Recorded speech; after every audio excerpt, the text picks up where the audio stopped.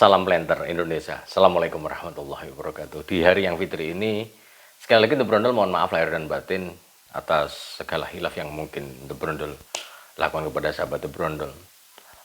Tema vlog hari ini adalah menanggapi yang lagi viral di TikTok, yaitu sampai The Brondol di tag bicara tentang pruning yang sampai nggak buahnya nggak ada songgonya, atau yang dikenal namanya songgo angin. Kita ngomongin songgo pasti akan banyak pertentangan yang ada di masyarakat, mencoba membandingkan dengan Malaysia. Dan paling malas sebenarnya vlog The Brondol itu adalah bicara tentang pelepah.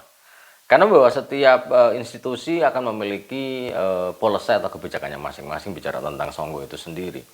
Ada perusahaan yang mupuk yang songgonya satu dari mulai panen, dengan konsekuensi pupuknya juga sampai di angka 11 sampai 12 kilo yang per pokok per tahunnya. Namun di sisi lain ada juga perusahaan yang memberikan songgo, ada yang mulai panen modal songgo 3, ada kemudian songgo 2, egrek baru songgo 1. Nah, benang merah yang ingin saya sampaikan adalah seperti ini, bahwa pelepah adalah bagian dari serapan unsur hara. Jadi kalau orang berpikir bahwa fotosintesis dari pelepah itu akan menghasilkan makanan, maka sebenarnya secara hakiki di dalam fotosintesis itu akan menghasilkan yang namanya energi atau tenaga. Akan menghasilkan pada reaksi gelap itu nanti akan menghasilkan ATP dan ADP, di mana bahwa jumlah energi yang dihasilkan ini juga akan menghasilkan fotosintesis yang bagus akan menghasilkan energi yang bagus. Sehingga aturan songgo yang ada, mau songgo 1, songgo 2, songgo 3 dengan jumlah pelepah yang lebih banyak, maka energi yang dihasilkan juga akan lebih banyak. Sehingga dengan energi yang lebih banyak, maka serapan unsur hara dan air akan berjalan lebih dengan energi yang dimiliki tanaman itu akan semakin tinggi. Namun ketika kita ngomongin kelapa sawit tanpa songgo, itu tidak ada aturan di perusahaan. Ketika kita ngomongin DP Sains 1 Kalabar saja lah, ataupun DP Sains yang lain yang di sini hampir ditanam berarti ada hampir 4.000 hektar itu. Kenyataan yang ada di lapangan yang harus kita pahami adalah ketika kita tidak menjaga songgo dan pemupukan masih di bawah 6 kilo, maka ya kita tinggal tunggu meruncing tanaman itu sendiri dan akan mengecil batangnya. Pasti akan mengecil batangnya. Ya, konsekuensi logisnya adalah ketika mengecil batangnya memang belum tentu buahnya kecil-kecil, tapi hampir sebagian besar kecil. Walaupun belum tentu kecil, tapi sebagian besar kecil. Sehingga ketika kita melakukan pemupukan di 6 kilo ke bawah dan kita mencoba mengikuti di video yang di depan, maka ya tinggal tunggu hancurnya saja. Di sebuah perusahaan tempat saya bekerja adalah sebuah perusahaan yang pemupukannya adalah dihasilkan dari hasil dari estimasi didasarkan pada serapan daun yang dianalisis di laboratorium, di mana bahwa ketika songgo panen perdana songgo 3 sampai dia nanti di TM3 baru songgo 2 dan sebagainya dijaga sedemikian rupa sehingga jumlah pelepah adalah masih mengacu bahwa sebuah energi. Tapi ketika kita kita sudah melakukan pemupukan yang didasarkan hasil dari serapan daun yang kita sudah estimasikan dengan pemberian pupuk per pokok per tahunnya saja, itu dengan tidak menjaga songgo juga meruncing. Apalagi para petani-petani semuanya yang mau mupuknya kadang mupuk kadang lupa. Itu mungkin banyak lupanya. Kalau banyak lupanya ya udah jaga songgonya akan jauh lebih baik. Baik, jadi mesti akan banyak pro kontra bicara tentang tentang songgo ini akan banyak pro kontra. Kalau kita kemarin ada netizen yang maha benar yang menyalahkan The Brondol, saya nggak punya sawit tapi dia bekerja di Malaysia, bahwa saya udah konfirmasi petani di Malaysia, toke besar di Malaysia itu mengatakan bahwa apakah songgo 1 sejak dini tuan dengan pemupukan di angka 11 kilo sampai 12 kilo batangnya kecil, nggak kecil, tetap kecil. Namun karena pemberiannya cukup tinggi pupuknya, maka walaupun dia pelepahnya mengecil, tapi bahwa lalu lintas pembuluhnya sangat kuat.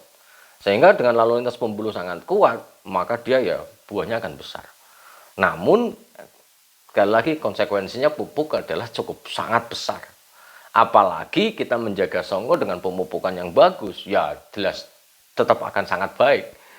Bahwa ketika kita ngomongin kelapa sawit, coba katanya di Indonesia kecil, kata siapa ya, buktinya Mas Sunjana saja sudah tembus 43 ton per hektar per tahun, ya wajar saja.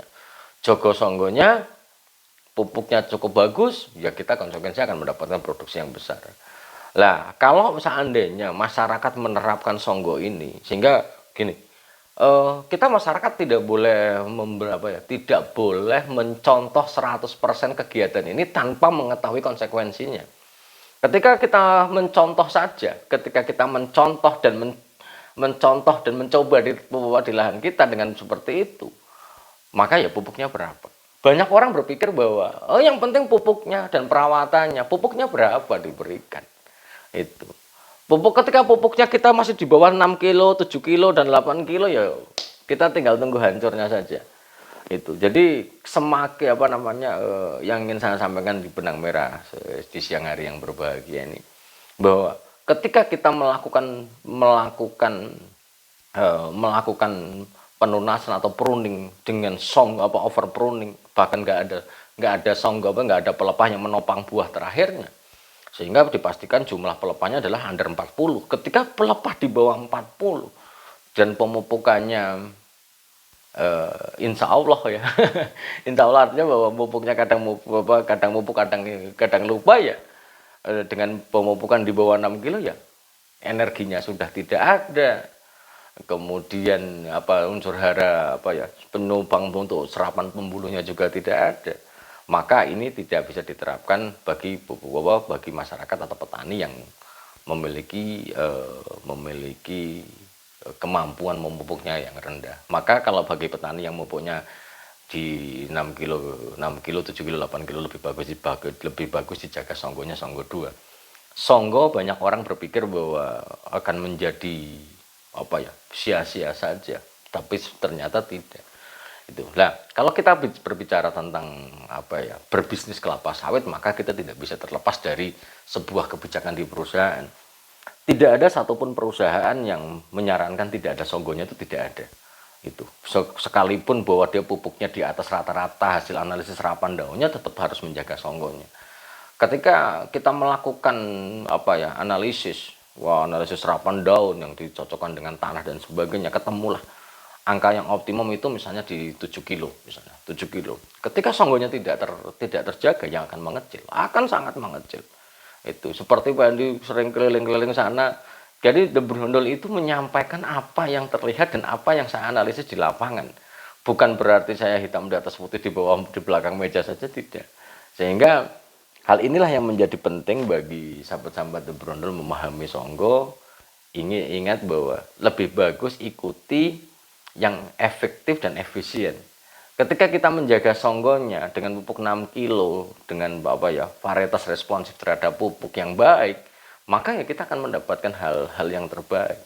Bahkan di perusahaan sekalipun, ketika Songgo tidak dijaga, siap-siap internal audit akan datang untuk bisa menghakimi, karena bahwa polisi kebijakan perusahaan tetap akan ada Songgonya.